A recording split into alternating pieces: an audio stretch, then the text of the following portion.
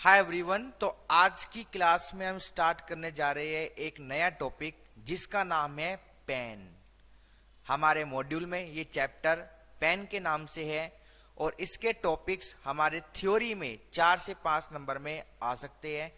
हम इसमें पढ़ेंगे कि पैन कार्ड किसको लेना होता है, किस फॉर्म में अप्लाई होता है, कहां कहां पर आपको पैन कार्ड लिखना होता है, मतलब बताना होता है। वो बहुत इंपॉर्टेंट टॉपिक है। जैसे आपने रेस्टोरेंट का बिल पे किया 50,000 से ज्यादा एक बार खाना खाने का, तो आपको पेमेंट करते वक्त 50,000 रुपए से ज्यादा आपको अपना पैन कार्ड वहां पर बताना पड़ेगा। ठीक है। और हम इसमें देखेंगे कि पैन और आधार का क्या रिलेशन है, क्योंकि आजकल आधार कार्ड भी पैन से लिंक हो चुका है। आपने देखा होगा सरकार के नोटिफिकेशन आते हैं कि आधार और पैन को लिंक करो, लिंक करो, लिंक करो। ठीक है। पैन कार्ड कभी भी डाउनलोड करना हो तो आधार ओटीपी डालो, आपको पैन कार्ड मिल जाता है। पैन में कोई करेक्शन कराना हो ऑनलाइन हो जाएगा, आधार ओटीपी चाहिए होता है। तो आधार ओटीपी आज के जमाने में कितना इंपॉर्टेंट है ये बात शायद आपको पता होगी। पता है, बैंक अकाउंट ओपन कराने जाओ आधार ओटीपी चाहिए होता है, पानी का कनेक्शन लेने जाओ आधार ओटीपी चाहिए होता है, आईटीआर फाइल करने जाओ आधार ओटीपी चाहिए होता है, जीएसटी रजिस्ट्रेशन लेने जाओ आधार ओटीपी होता है। धीरे धीरे धीरे सब दफ्तरों में देख लेना आधार ऑथेंटिकेशन हो जाएगी। उससे ये पता लगता है कि हाँ ये जो व्यक्ति आया है, आधार कार्ड तो कोई भी लेके आ जाएगा, ये जो व्यक्ति आया है इसके फोन पे जब ओटीपी जाएगा it means it is a authenticated person and उस दफ्तर ने वेरिफिकेशन प्रॉपर कर लिया है उस व्यक्ति के बिहाफ पर। ऐसी पेन चेक करना हो तो पेन चेक भी हो जाता है। आप आधार नंबर डालो, ओटीपी डालो, ऑनलाइन पेन निकल के आ जाता है। तो जो पेन आप लेकर आए हो और जो ऑनलाइन निकल के आया है वो भी आप चेक कर सकते हो। तो पैन नंबर तो इंपॉर्टेंट है। जो हम इतनी सारी बातें पढ़ रहे हैं इनकम टैक्स में, उनका इम्प्लीकेशन क्या होगा? आपको अपनी आईटीआर भरनी पड़ेगी। आईटीआर तो तभी भरोगे ना जब आपके पास पैन कार्ड होगा। तो सबसे पहले you have to apply your PAN card. आपको अपना पैन कार्ड अप्लाई करना पड़ेगा। और पैन कार्ड कब अप्लाई करना होता है, किस फॉर्म में करना होता है, कहां पर पैन कार्ड नंबर बताना पड़ता है, ये सारी बातें हम आज की क्लास में डिस्कस करने जा रहे हैं। ठीक है। तो हमारे पेन के चैप्टर में पहला टॉपिक लिखेंगे इंट्रोडक्शन। आइए,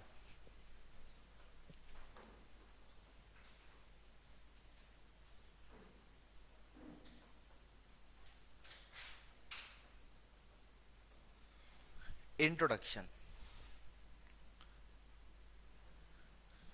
लिखेंगे। Point number first, permanent account number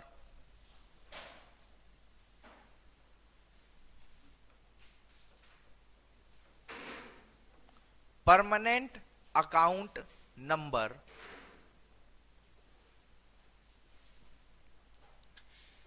is an alphanumeric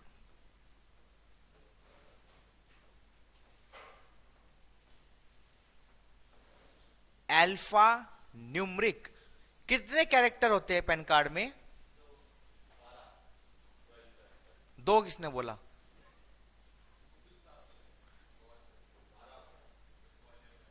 कितने होते हैं? कितने होते हैं वैंग? पैन कार्ड में कितने होते हैं?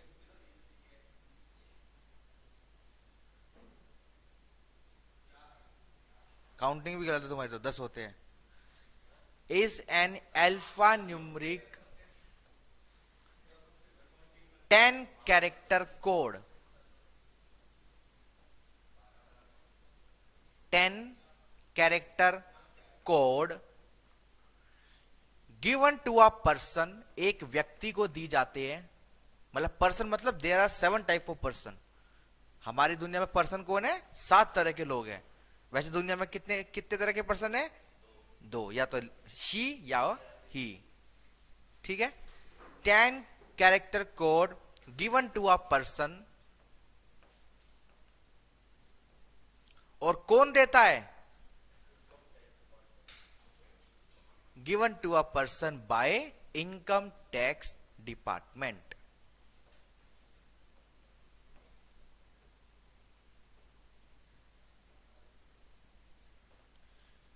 Given to a person by income tax department. क्यों देते हैं? पैन नंबर क्यों दिया जाता है?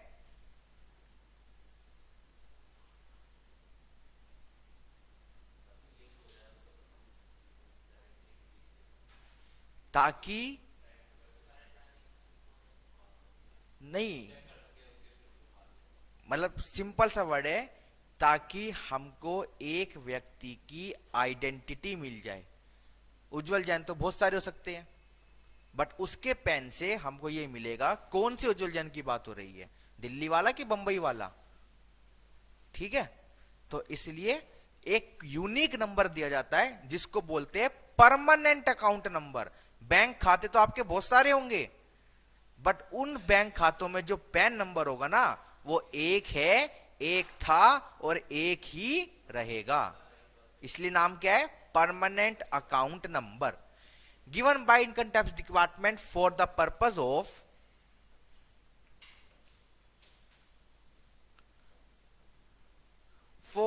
Purpose of identification of the assessee।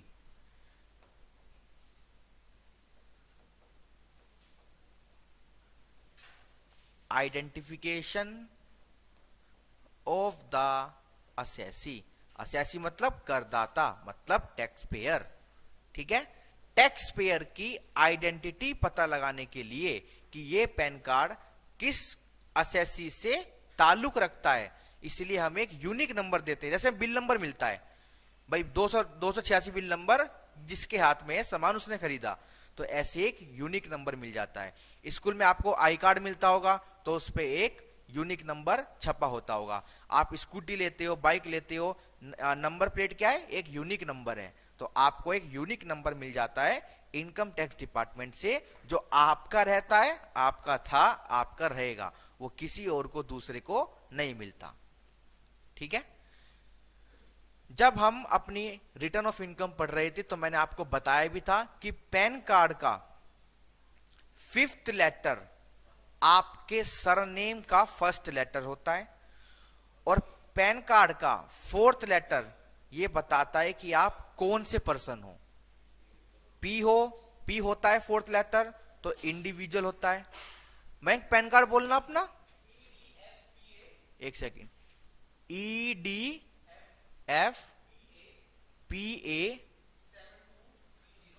7230A।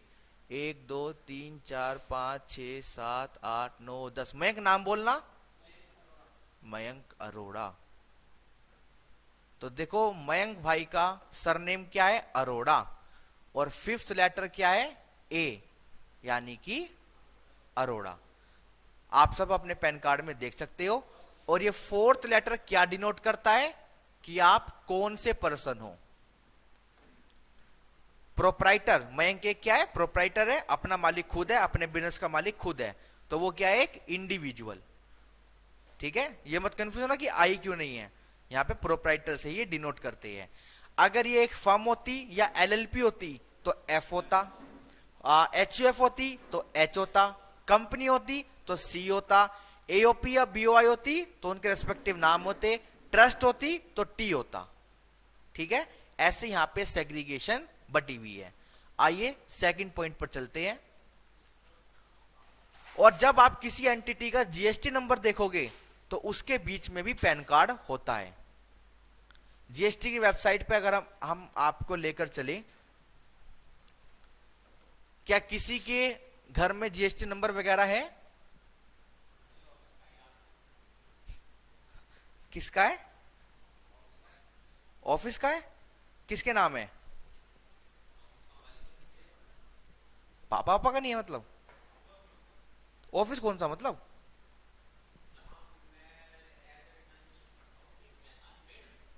तुम कौन सी इंटर्नशिप कर रहे हो?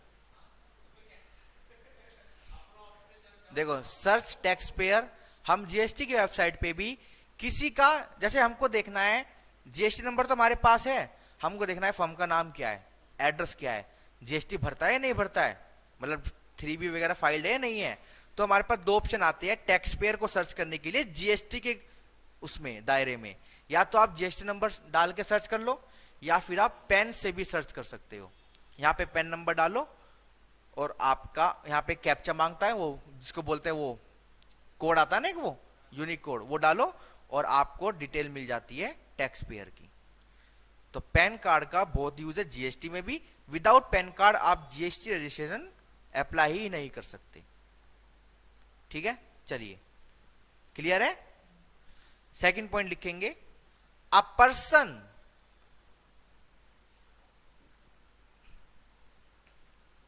can have only one pen। अगर किसी के पास गलती से भी पाया जाता है ना 2 पेन, तो 10,000 रुपए की पेनल्टी है फ्लैट। 10,000 रुपए की पेनल्टी है फ्लैट। पुराने जमाने में हो जाता था क्योंकि मैनुअल अप्लाई होते थे, अप्लाई करवाने वाले ज्यादा थे, 100 रुपए के पीछे किसी को भी पकड़ लेते थे, आओ पैन कार्ड बनवा लो, पैन कार्ड बनवा लो। और जो बनवाता था वो भी बेवकूफ होता था, उसे पता नहीं होता था कि मेरे पास तो है। हमारे घर में थे एक बेवकूफ, 2 पैन कार्ड लिए बैठे थे। तो फिर हमने सीए को दिया कि इसको सरेंडर कर दो। मैं घर के काम में हाथ नहीं लगाता, ना लगाना चाहिए, ये बात है ना, अपने दिमाग में बसा लेना। ज्यादा हीरो बनोगे ना घर का काम पकड़ना ना रिश्तेदारी का पकड़ना। कहना हमें नहीं आता, जूते खाओगे। नहीं हो तो काम तो बढ़िया होएगा, दिक्कत बहुत आएगी। एक तो पैसा नहीं मिलेगा, दूसरा वो कुछ से कुछ सवाल पूछेगा, वो गर्दन पकड़ेगा, हाथ तो दूर की बात है। ठीक है जी, तो ये दोनों गोल्डन रूल याद रखना। इंट्रोडक्शन होता है खत्म, अगला टॉपिक हेडिंग बनाएंगे, अलॉटमेंट ऑफ पेन।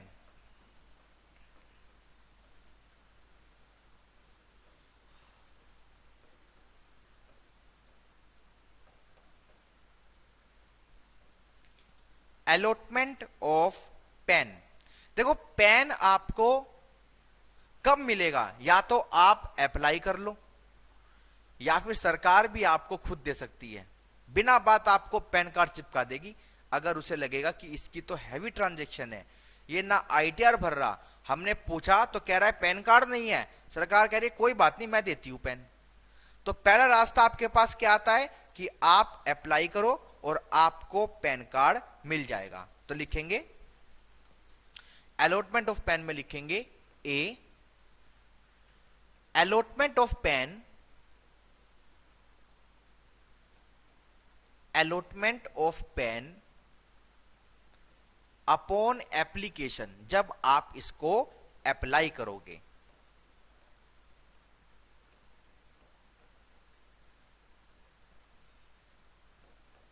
ठीक है, जब भी आप पैन कार्ड अप्लाई करोगे आपको पैन कार्ड मिल जाएगा, कोई भी दिक्कत वाली बात नहीं है। ठीक है, बट आपका मन है क्या कि कभी भी अप्लाई करोगे? आपका मन है तो कर दो, 18 साल का बर्थडे बनाया अगले दिन ही पैन कार्ड अप्लाई कर दो, कोई बात नहीं, उसको बोलेंगे हम वॉलंटरी एप्लीकेशन।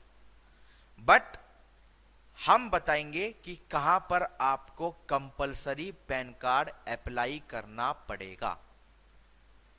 ठीक है, चलिए लिखेंगे इसी के अंदर हेडिंग बनाएंगे compulsory application of pan.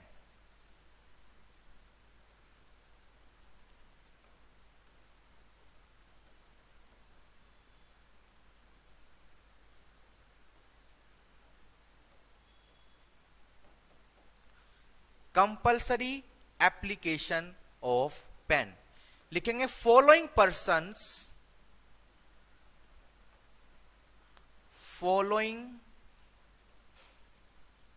persons are required to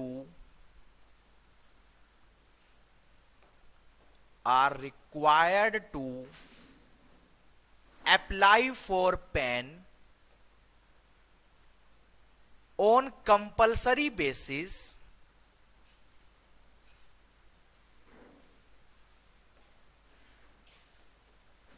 on compulsory basis with in following time limit. Time limit भी तो बताएंगे। तो हम दो चीज बताने जा रहे हैं कि किन किन को कंपलसरी पेन अप्लाई करना है और कितने समय के अंदर अंदर पेन अप्लाई हो जाना चाहिए। इधर लिखेंगे पर्सन रिक्वायर्ड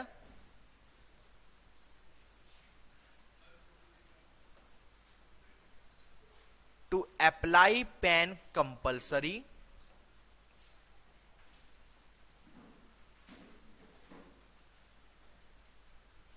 ठीक है।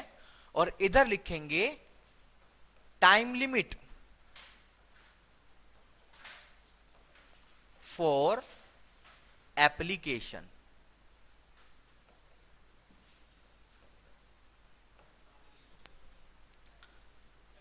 हम एक टेबल बनाने जा रहे हैं अब कि कौन कौन से पर्सन कंपलसरी बेसिस पर अप्लाई करेंगे पैन कार्ड और उनकी टाइम लिमिट क्या होगी। हमने यही तो पढ़ा कि पैन कार्ड का अलॉटमेंट कैसे होगा, या तो आप खुद ले लो या आपको हम कंपलसरी देंगे। कंपलसरी देंगे तो हम बता रहे हैं किस किस को देंगे और उन व्यक्ति को कितने टाइम लिमिट के अंदर अप्लाई करनी है पैन की दरखास्त कि सरकार हमको पैन कार्ड दे दो। ठीक है, चलिए लिखेंगे पहला।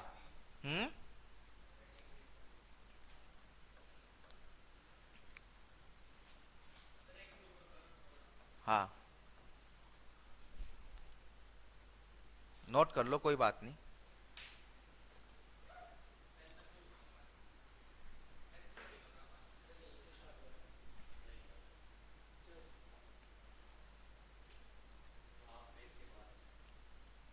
वो दूं, एक बार ब्रीफ दूं। पैन कार्ड, पैन कार्ड का टॉपिक हम स्टार्ट कर रहे हैं। पैन कार्ड एक क्या होता है, एक 10 डिजिट का अल्फा न्यूमेरिक नंबर होता है जिसमें ABCD भी होती है और 1 2 3 भी होता है। ये कौन देता है, सरकार देती है। पर्सन को देती है। पर्सन कितने होते हैं, 7 टाइप के पर्सन होते हैं। क्यों देती है, एक यूनिक आइडेंटिफिकेशन नंबर कि इस पैन कार्ड पे कौन पर्सन है, कहां रहता है, क्या इसकी आइडेंटिटी है। एक व्यक्ति के पास एक ही पैन कार्ड हो सकता है, अगर एक से ज्यादा पाया गया तो पेनल्टी लगेगी 10,000 रुपीज की। पैन कार्ड कैसे मिलता है, या तो भाई खुद ले लो जैसे आपके पास है, या फिर हम बताएंगे कि पैन कार्ड किस किस को चाहिए। जब हमने बता दिया कि इन इन लोगों को पैन कार्ड लेना है तो उसके बाद उन लोगों को पैन कार्ड अप्लाई करना है with in the prescribe time limit. वही टाइम टेबल हम बनाने जा रहे हैं। कौन सी, ये, हाँ लिखो लिखो लिखो लिखो लिखो। अच्छा ये टेबल, ये टेबल ना भाई, माउस नहीं चल रहा, रुक जाओ। जूम यार, बहुत सेटिंग बिठाई है अभी। अबे चल जा, ये ना,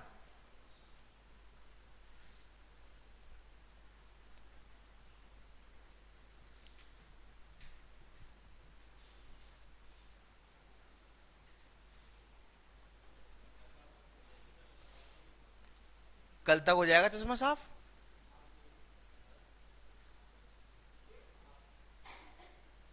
हम तो करते नहीं यार चश्मा साफ, रुमाल से पूछा ऐसे ही रख लिया। क्या थिंकिंग नहीं, और कुछ है कर चले। पहला पॉइंट कंपलसरी वाला लिखेंगे, एनी पर्सन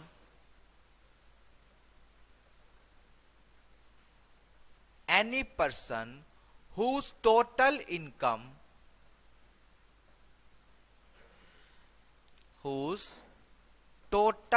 income exceeds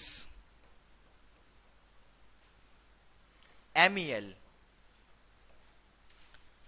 कोई भी व्यक्ति हो जिसकी टोटल टैक्सेबल इनकम एक्सीड्स कर गई MEL को, then such person required to apply PAN card.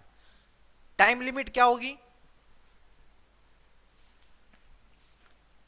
On or before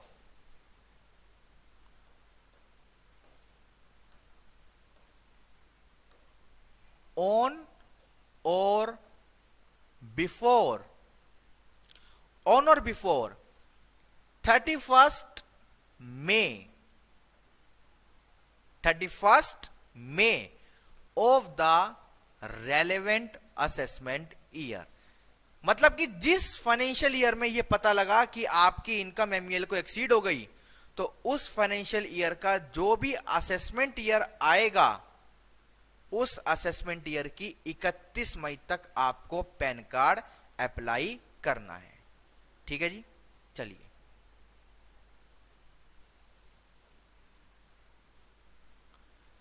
चलिए second point, any resident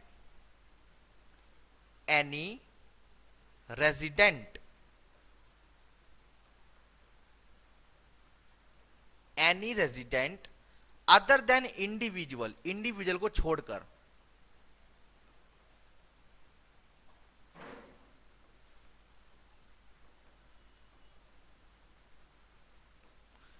any resident other than individual, comma, which enters into a financial transaction, कुछ भी किया हो, which enters into a financial transaction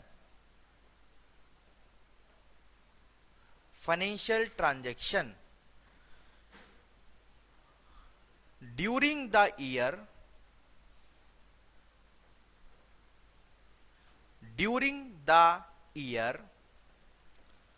of rupees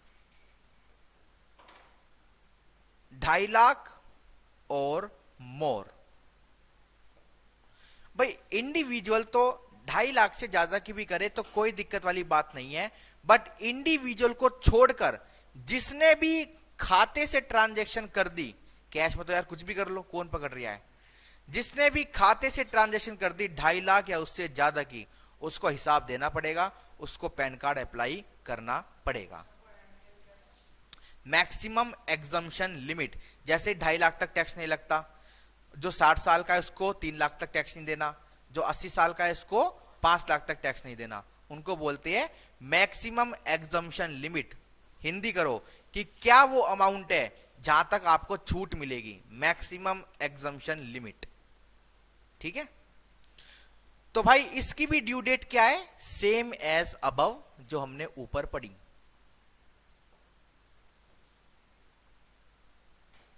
same as above. ठीक है जी, चलिए तीसरा पॉइंट लिखेंगे। Third point, any person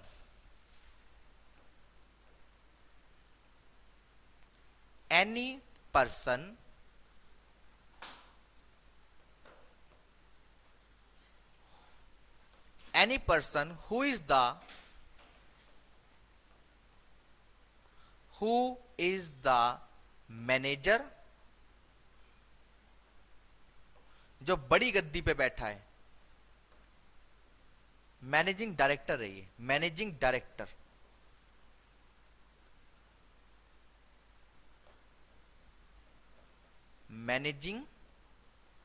director, या फिर डायरेक्टर, ये भी बड़ा है, ठीक है, या फिर पार्टनर,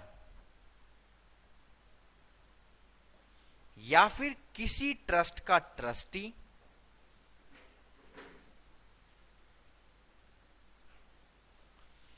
या फिर ऑथर किसी ट्रस्ट का, या फिर फाउंडर, या फिर कर्ता किसी एचयूएफ का,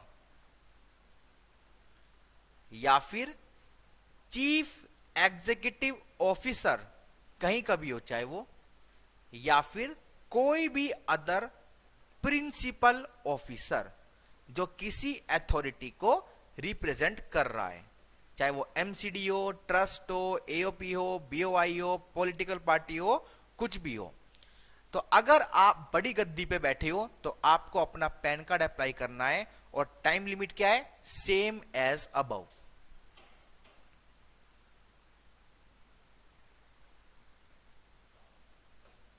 ठीक है जी, same as above.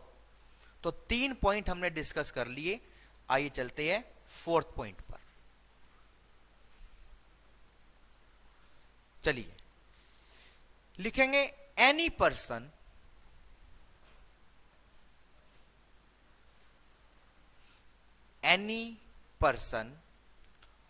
whose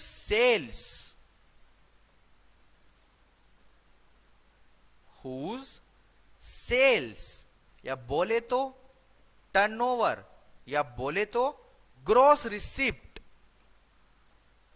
weather business और प्रोफेशन कोई भी हो, gross receipts exceeds rupees 5 lakh during the year, during the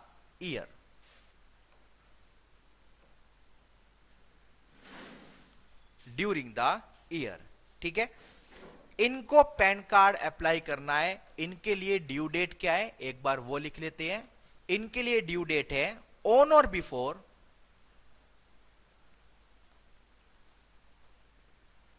इनके लिए ड्यू डेट है on or before the end of the financial year, the end of the financial year. ठीक है जी, चलिए नेक्स्ट लिखेंगे। 5th पॉइंट है ना हमारा। 5th पॉइंट, आइए, एनी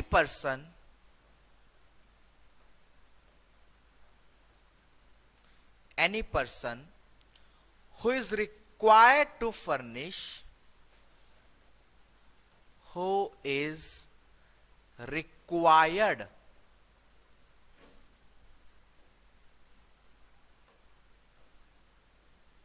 to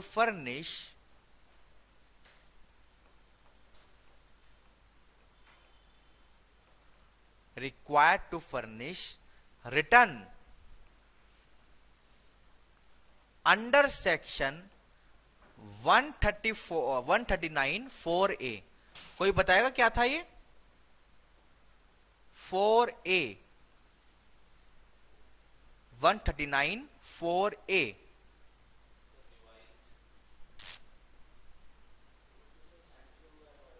हाँ, वगैरह वगैरह वाले थे, बस 4A वाला बताओ।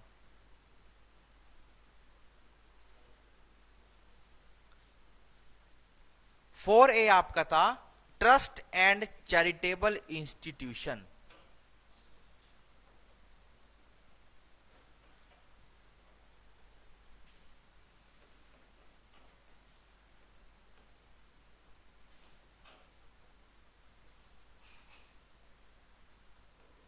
ठीक है जी, तो कोई व्यक्ति जिम्मेदार है एक संस्था, एक ट्रस्ट की आईटीआर फाइल करने के लिए as a trustee, as a author. मतलब आपको शक्ति दी गई है कि हमारी आईटीआर पे साइन आप करोगे। ट्रस्ट ने, जब ट्रस्ट की डीड बनी तो उसने शक्ति दी है कि आप साइन करोगे, आपका ये दर्जा रहेगा, आपका फोन नंबर रहेगा। तो अगर आप जिम्मेदार हो तो उसमें पैन कार्ड नंबर डालना पड़ता है, तो होगा तभी तो डालोगे। तो इसलिए आपको पैन कार्ड अप्लाई करना पड़ेगा। और ड्यू डेट क्या है, same as above. Same as above मतलब 4th पॉइंट वाली, यानी कि फर्स्ट वाली। सेम एज अबव का होता है ठीक ऊपर।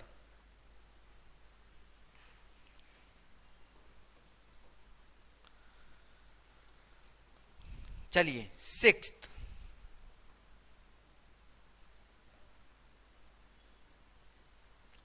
Any person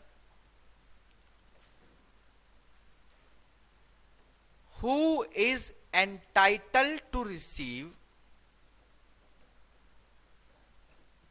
any person who is entitled to receive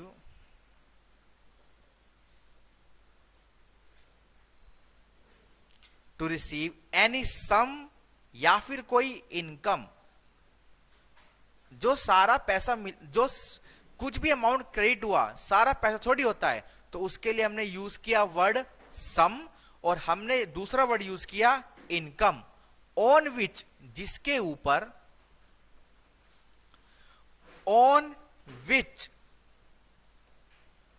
TDS is made during the year.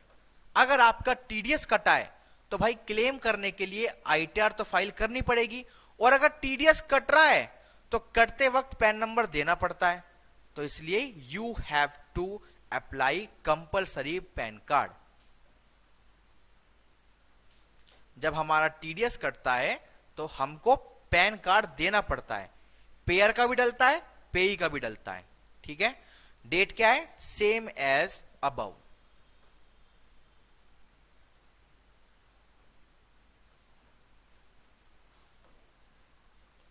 Same as above. चलिए अब लिखेंगे सेवंथ लिखेंगे एनी पर्सन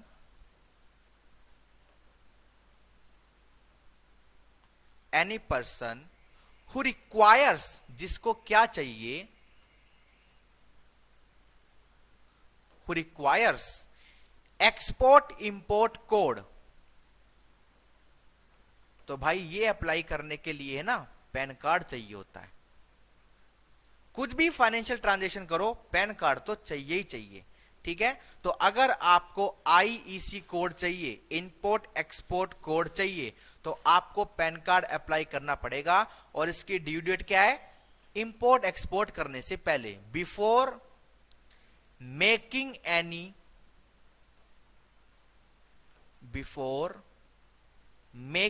एनी एक्सपोर्ट और इंपोर्ट।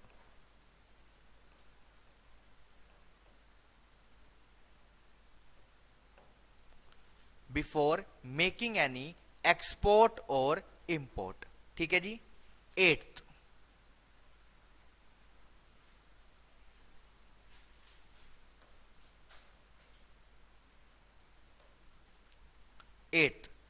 Assessee under GST.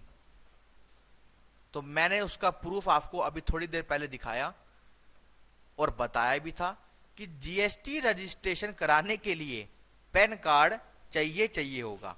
तो इसमें लिखेंगे कि आपको पैन कार्ड कब तक अप्लाई करना है, लिखेंगे बिफोर मेकिंग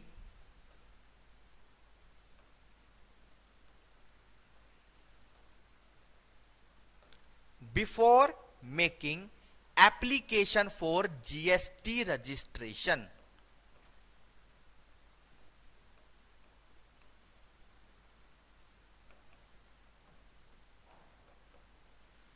जीएसटी रजिस्ट्रेशन का फॉर्म भरने से पहले पहला ही डब्बा दिखाता है कि you have to give your pen.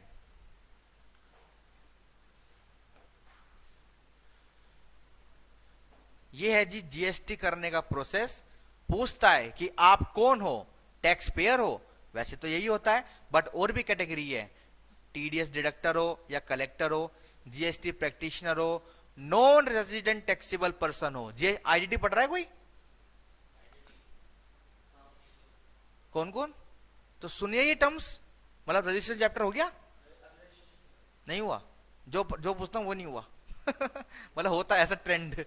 तो आप रजिस्ट्रेशन पढ़ोगे ना तो याद रखना मेरी बातें, सर बताएंगे आपको कि टैक्स डिडक्टर को कंपलसरी बेसिस पे जीएसटी चाहिए होता है, नॉन रेजिडेंट को, यूनाइटेड नेशन बॉडी को, कंसल्ट और एम्बेसी को, अदर नोटिफाइड पर्सन को, और non resident online service provider को। तो हम किस कैटेगरी में आते हैं, टैक्स पेयर की कैटेगरी में आते हैं। हमको राज्य चूज करना पड़ता है, जैसे दिल्ली। शिवम पैन कार्ड बताओगे, ये बताओ पहले, डिस्ट्रिक्ट, सेक्रेटरी रख रखा है क्या तुमने, सेक्रेटरी रख रखा है, तो बोलते क्यों नहीं, नाम बोलो, मतलब इसको बोल रहा हूं मैं, तुम्हें नहीं।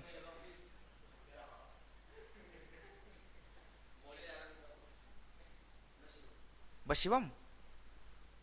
पैन कार्ड बोलो। NXUPS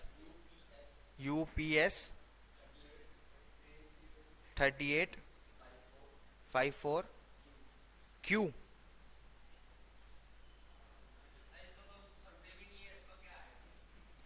नहीं, हम अप्लाई कर रहे हैं। अच्छा, हाँ फिर वही ले लिया उन्होंने फर्स्ट नेम, क्योंकि जब अप्लाई होता है ना तो ये लास्ट नेम में पड़ा होगा। जब हमने आईटर वो रजिस्ट्रेशन इसका किया था तो हमने लास्ट नेम में डाला था शिवम। हाँ हाँ। तो यहाँ पे ईमेल डालेंगे, मोबाइल नंबर डालेंगे, ये कैप्चा कोड डालेंगे, तो एक ओटीपी आएगा और एक टीआरएन नंबर जनरेट हो जाएगा। फिर TRN number, temporary reference number, अभी जीएसटी नंबर थोड़ी मिल गया है। मतलब करके दिखाऊं पूरा। फिर यहाँ पे डालते हैं ना हम, टीआरएन नंबर डालेंगे, फिर लॉगिन हो जाएगा, टेम्पररी लॉगिन मिल जाएगा। फिर डिटेल डालनी पड़ेगी, क्या व्यापार करोगे, कहाँ एड्रेस है, अपनी फोटो दिखाओ, बिजली का बिल दिखाओ, रेंट एग्रीमेंट दिखाओ, रेंट एग्रीमेंट नहीं है तो अपनी दुकान है तो रजिस्ट्री के कागज दिखाओ, एसएसएन डालो, एसएसी डालो, बैंक खाता बताओ। तो ये सारी डिटेल आपको डालनी पड़ती है, तब फिर वो एप्लीकेशन चली जाती है। फिर आधार ऑथेंटिकेशन होता है, उसके बाद अगर उनका मन करा, मतलब कागजात सही रहे, तो आपको मिल जाएगा, वरना नोटिस आ जाएगा, रिप्लाई करना पड़ेगा। ठीक है, चलिए। हैं? क्या? नोटिस मतलब क्वेरी, नोटिस नहीं होता वो। नहीं चाहिए तो जीएसटी मत करो।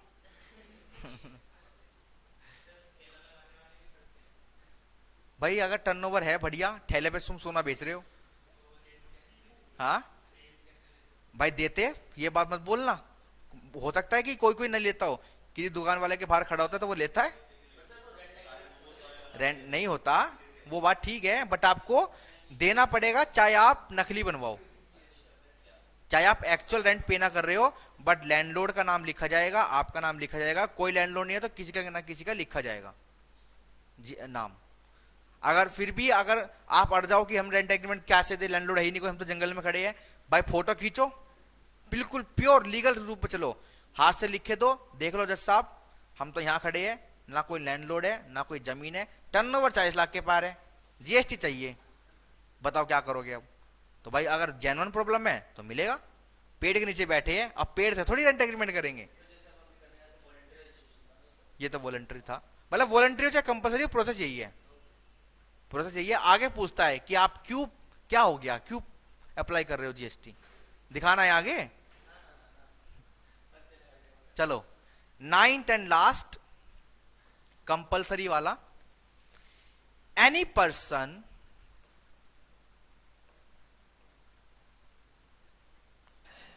any person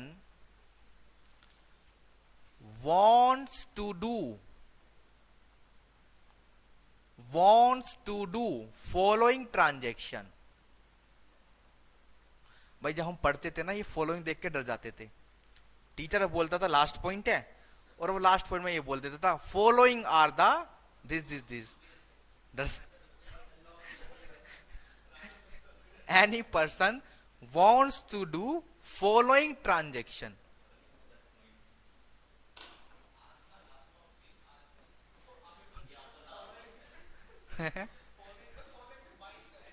और फॉलोइंग सुनते तुम रिएक्शन देते होंगे फिर, बस 22।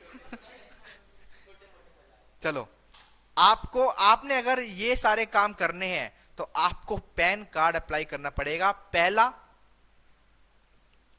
Cash deposit, cash deposit of ₹20 lakhs, 20 lakhs or more during a financial year, during a financial year in one account or more account।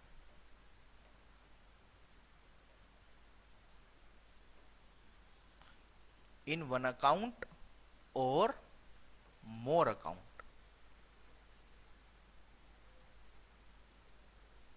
ठीक है, और ये सेविंग की बात हो रही है, saving account, saving account, saving account. Current account open करने के लिए पैन कार्ड तो चाहिए ही चाहिए। अब आते हैं दूसरा, ऐसा कौन सा पॉइंट है, टाइम लिमिट अभी पूरे पॉइंट की इकट्ठी लिख लेंगे ना, लिखेंगे कैश विड्रॉल।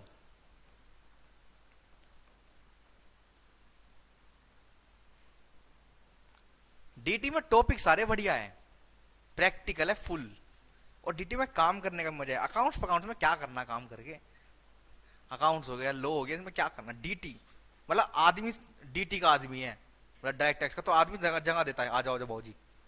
सच में ऐसा होता है, क्योंकि सारी बात आके टैक्स पर रुकनी है। खूब प्रोडक्ट बना लो, खूब बेच लो, खूब कुछ ही करा लो। इनफैक्ट स्टैट ऑडिट भी हो गया, कॉस्ट ऑडिट भी हो गया, सेक्रेटरियल ऑडिट भी हो गया, लास्ट में आइटर तो फाइल करोगे ना, हम सब तबाह कर देंगे। ये खर्चा हटाओ, ये हटाओ, ये हटाओ, ये हटाओ, ये हटाओ, सब हटवा देंगे। ये लाओ, ये लाओ, ये लाओ, ये लाओ, सब ले आएंगे।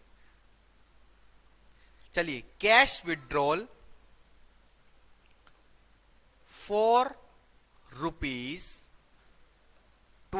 lakhs और मोर। अब आपने क्या किया है, कैश विड्रॉल किया है 20 लाख या उससे ज्यादा का। वैसे ऊपर वाले पॉइंट में लिख सकते थे हम डिपॉजिट ऑब्लिक विड्रॉल, तो एक पॉइंट कम हो जाता। During financial year in one saving account और मोर saving account.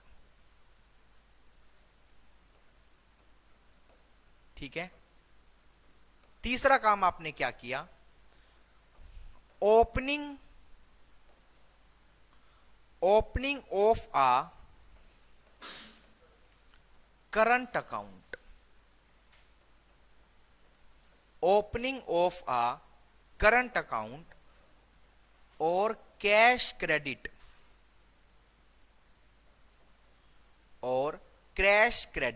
Bye a person. ठीक है जी। ये तीनों काम अगर आपने करे तो आपको पैन कार्ड चाहिए होगा, और पैन कार्ड की ड्यू डेट क्या होगी, 7 days before, 7 days before entering into सच ट्रांजैक्शन।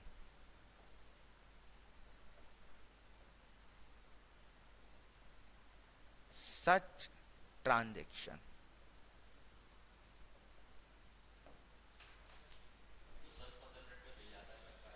हाँ, वो अब दिखाऊं कैसे मिलता है, आता है, इनको भी दिखा देता हूँ। सीएम तुम्हारा तो है, जिसका नहीं है भाई बनवाना हो बनवा लो, आ जाओ बना दूं। कहाँ है भाई दीपू? हाँ मतलब ऑप्शन कहाँ है, ऑप्शन दिखाओ।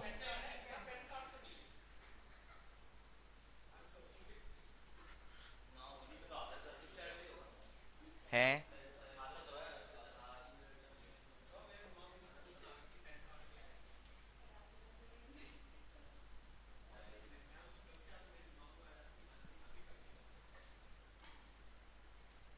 स्पेलिंग सही लिख रहा हूँ?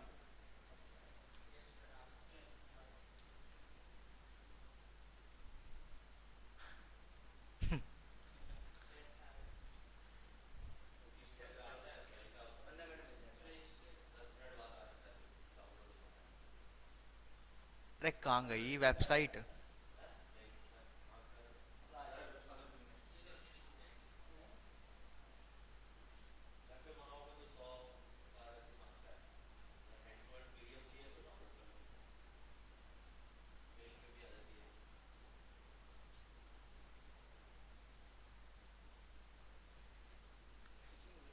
अरे ये इंस्टीट्यूट कहाँ से आ गया वो?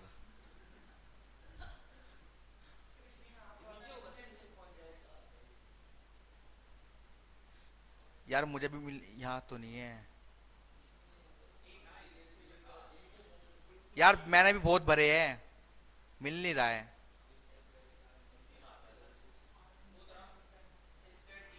कहाँ है? ये रहा यार, मैं कहूँ यही तो यार। बोलो भाई, आधार कार्ड नहीं चाहिए?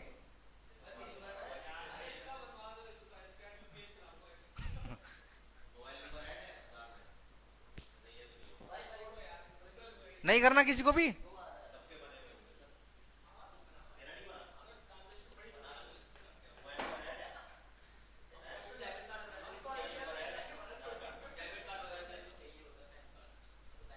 पहले बैंक खाता खुलेगा तभी तो। आज के जमाने में तो बैंक खाता खुलता ही नहीं पैन कार्ड के जगह। बड़े इनकम टैक्स वाला नहीं कहते, उनको उनकी रेगुलेशन है। बचपन में लिंक कराया हो ना। खोलना हो तो बताओ यार।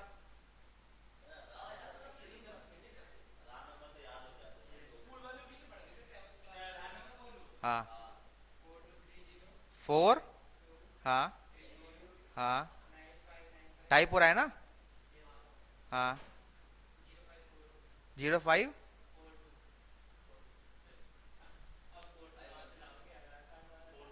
सब आ जाएगा भाई,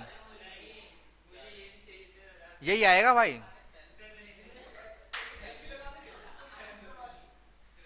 अरे ले लो यार अब।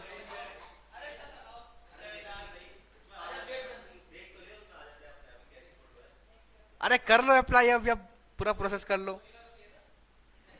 क्या करना है फोटो का? भाई ओटीपी डालते अप्लाई हो जाएगा, सोच समझ के करना। मैं रिस्क में नहीं हूं, बताओ डालना है कि नहीं?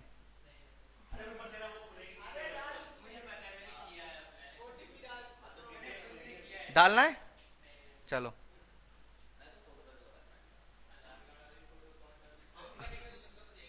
है, ये देखो।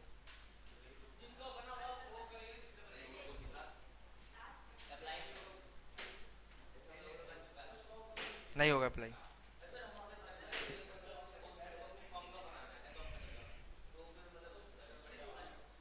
फर्म पार्टनरशिप फर्म की प्रोप्राइटर?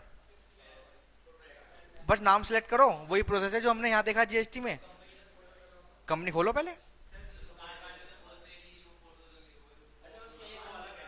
वो मैनुअल होता है ना, मैनुअल। वो एनएसडीएल पे होता है। दो प्रोसेस होती है, दो प्रोसेस होती है, एक एनएसडीएल से और एक इंस्टेंट पैन वाली। अगर एनएसडीएल से करनी है तो सब कुछ नया डलता है। इनकम टैक्स ने करे तो आधार से चुरा के पैन कार्ड दे देता है।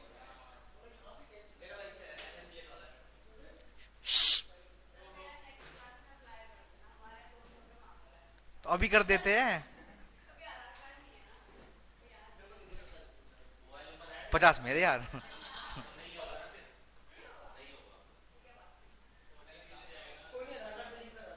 और किसी का तो होगा घर में आधार कार्ड पे लिंक, मतलब आपके आधार कार्ड पे कोई ना कोई नंबर होगा।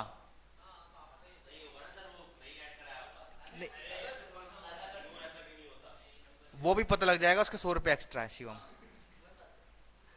चलो, लिखेंगे penalty for failure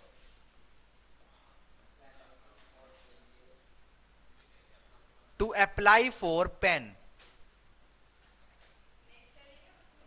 next, to apply for PAN. PAN card apply करने की ओब्लिगेशन आपके ऊपर आ गई थी, बट आप तो चौधरी हो, आपने पैन कार्ड अप्लाई नहीं किया। तो हाँ, तो लिखेंगे फेलियर टू अप्लाई पैन,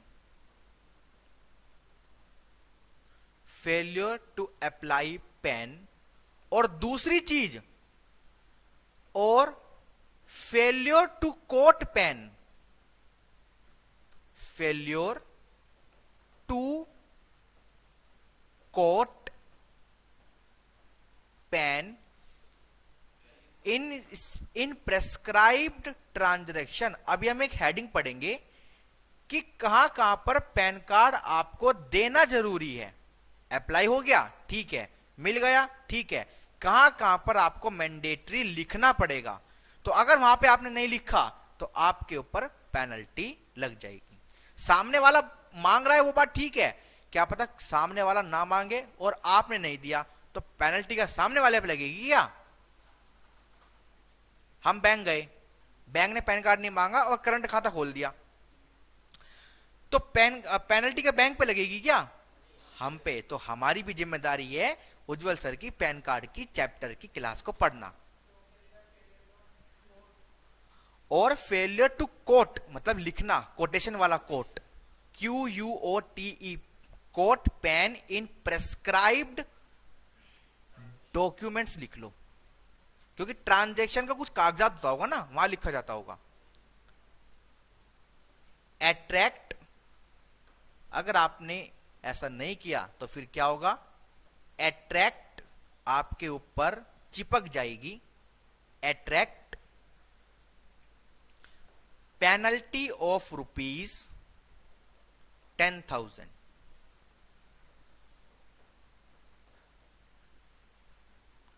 10,000 रुपया की पेनल्टी आपको देनी पड़ेगी। ठीक है जी, चलिए next topic, voluntary application for PAN. Voluntary application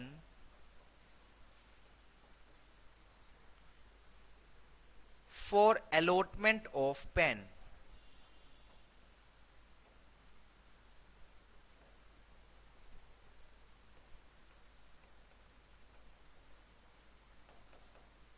अब हम अपने मन चाह से पैन कार्ड अप्लाई कर रहे हैं तो कर लो। लिखेंगे a person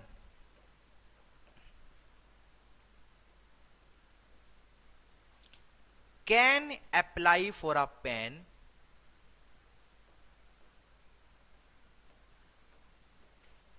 a person can apply for a pen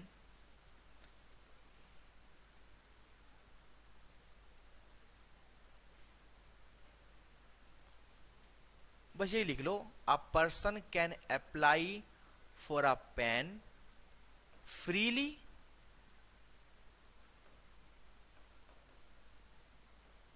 without being covered under compulsory rule, without being covered under compulsory rule. जो कंपल्सरी रूल में कवर नहीं हुआ वो अपने मन चाह से पैन कार्ड अप्लाई कर सकता है।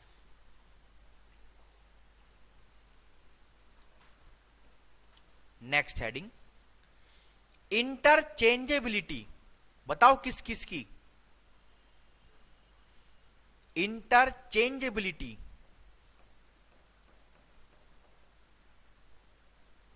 बताओ आज के जमाने में क्या इंटरचेंजेबिलिटी हो रहा है? आधार और pen.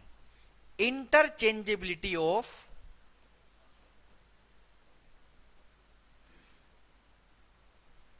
Pen and Aadhaar,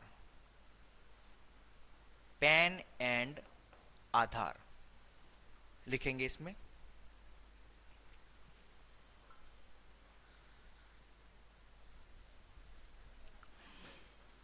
every person, पहली बात तो आधार सिर्फ और सिर्फ इंडिविजुअल के पास ही हो सकता है, ठीक है ना? ये पॉइंट तो किसमें डाउट नहीं है ना?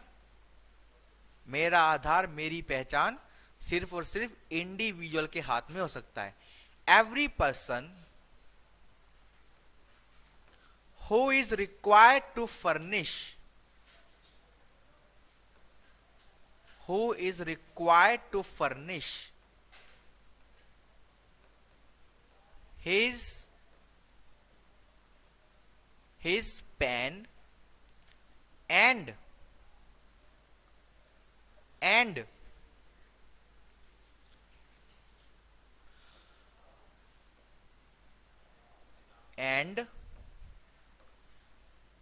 have not been pen allotted and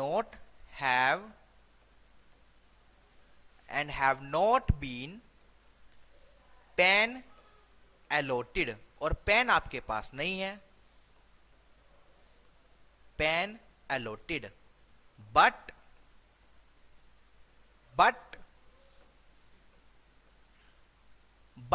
have, आपके पास क्या है? आधार. but have Aadhaar number.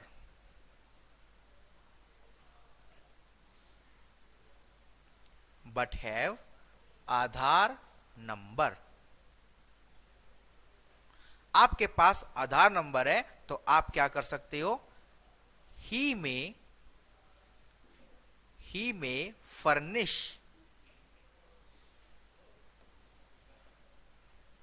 His Aadhaar number. देखो, पैन कार्ड नहीं है तो ही कर सकते हो ऐसा. अगर पैन कार्ड है तो बेटा वही दो. आधार कार्ड तो उनके पास होता है ना.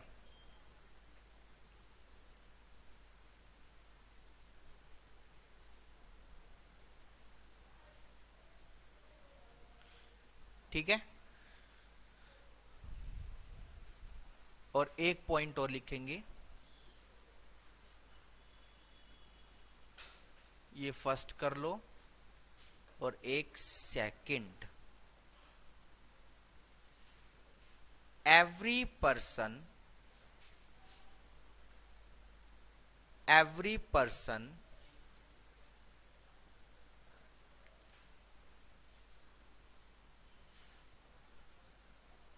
हु हैव पेन, अगर आपके पास पेन है, who have PAN comma also be liable, उसको फिर भी आधार नंबर देना पड़ेगा. Also be liable to furnish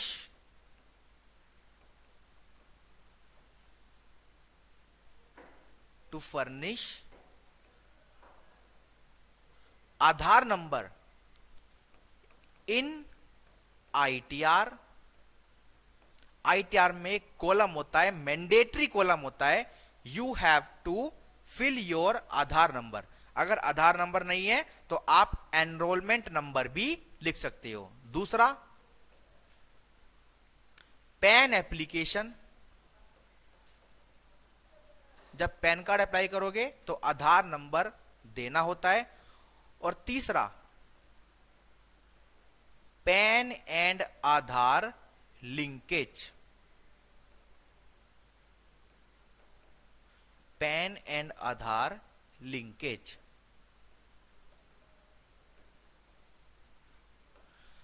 अगर आप ये पॉइंट भी नहीं लिखोगे तो चलेगा, क्योंकि हमने पहले लिख लिया है कि जिसके पास पैन है उसको आधार नंबर देना पड़ेगा अपनी आईटीआर में, और जब आधार और पैन लिंक करोगे तब. ये तीसरा पॉइंट क्यों आया फिर? क्योंकि ये सेकंड वाला पॉइंट ना हमारे सेक्शन नंबर 139AA में लिखा है, जो अभी आगे है. तो आगे भी पढ़ लेंगे, बट यहां पर भी मैंने उसको एक्सप्लेन कर दिया है कि 139AA कहता क्या है कि आपको आधार कार्ड कोड करना है. कहां पर?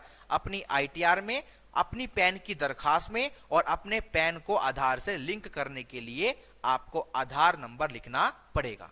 ठीक है, क्लियर है? चलिए, whom to apply पैन.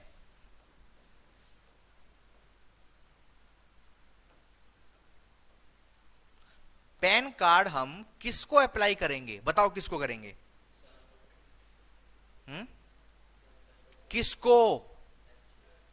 किसको अप्लाई करेंगे? इनकम टैक्स डिपार्टमेंट में, और वो भी हमारे असेसिंग ऑफिसर को लिखेंगे.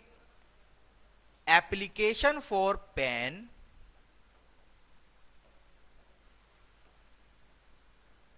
shall be made to relevant assessing officer. ये नहीं कि पहुंच गए लखनऊ, सर पैन कार्ड दे दो, वो कहेगा मेरा ज्यूरिडिक्शन थोड़ी है. जो भी हमारा असेसिंग ऑफिसर है उसके पास जाना है और पैन नंबर की दरखास्त आपको देनी है. ठीक है, next topic, form of pan application.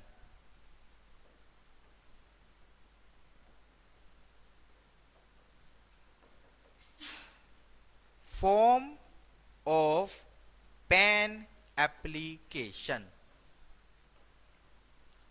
पहला, दो फॉर्म होते हैं। 49A ज्यादातर आपको यही देखने को मिलेगा क्योंकि ये इंडियंस के लिए होता है, for Indian citizen.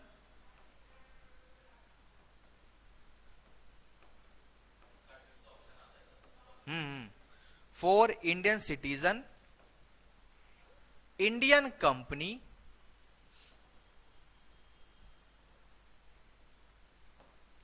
Coma, entity कोई भी हो जो इनकॉर्पोरेट हुई है इंडिया में, entities incorporated in India,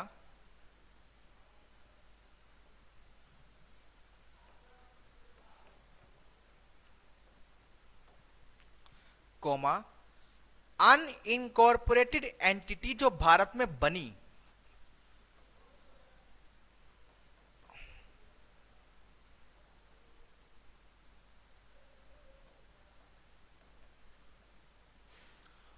formed in India।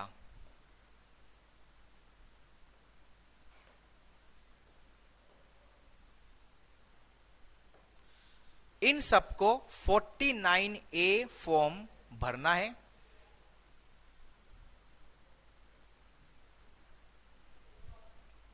लिखेंगे B 49AA और ये होता है फॉर अदर्स।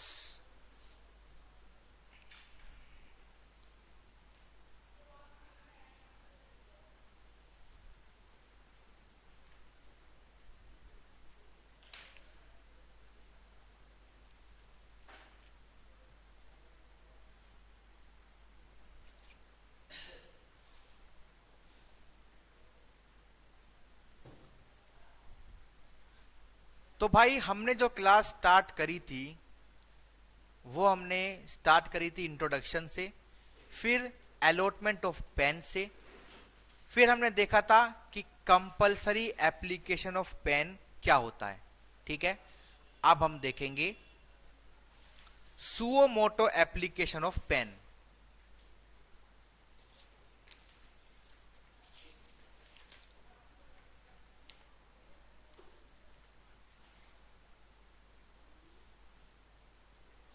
चलिए हेडिंग डालेंगे।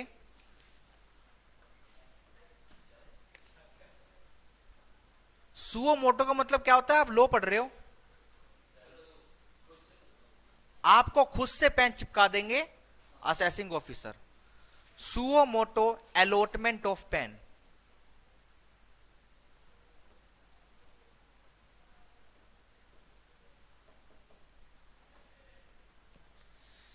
लिखेंगे for the purpose of collecting information, for the purpose of collecting any information, कर लो any information, any information which may be useful। ये हम काम कर रहे हैं जासूसी का। which may be useful for the purpose of income tax act, for the purpose of income tax act, comma, हाँ comma, central government, central government by way of notification एक चिट्ठी जारी करेगी, बाय वे ऑफ नोटिफिकेशन, और क्या बोलेगी कि इनको पेन इशू किया जाए।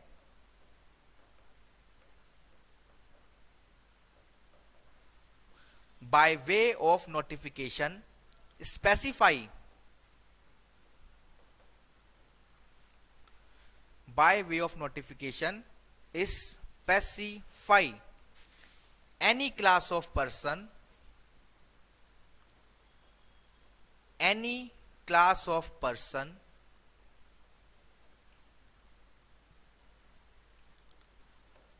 to apply,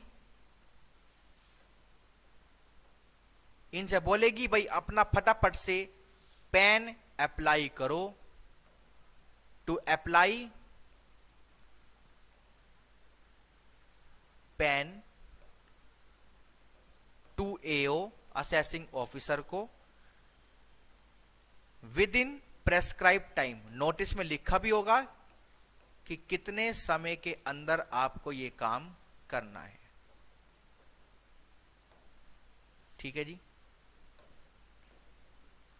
दूसरा, the assessing officer can allot a pen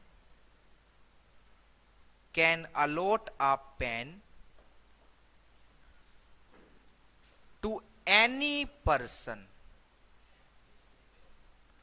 by his own। Assessing officer भी अपनी तरफ से किसी को भी पेन नंबर दे सकते हैं।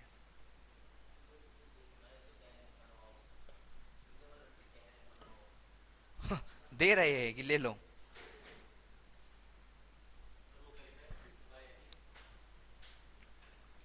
क्लास ऑफ पर्सन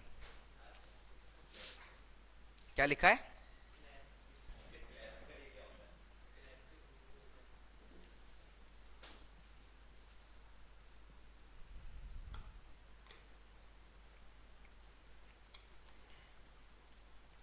चलिए, तो आज की क्लास को यहीं रोकते हैं। कल की क्लास मतलब अगली क्लास में ये मोस्ट प्रोबेबली हम वाइंड अप करने की कोशिश करेंगे। हाँ, चलिए, तो आज की क्लास खत्म करते हैं। Thank you so much, bye bye.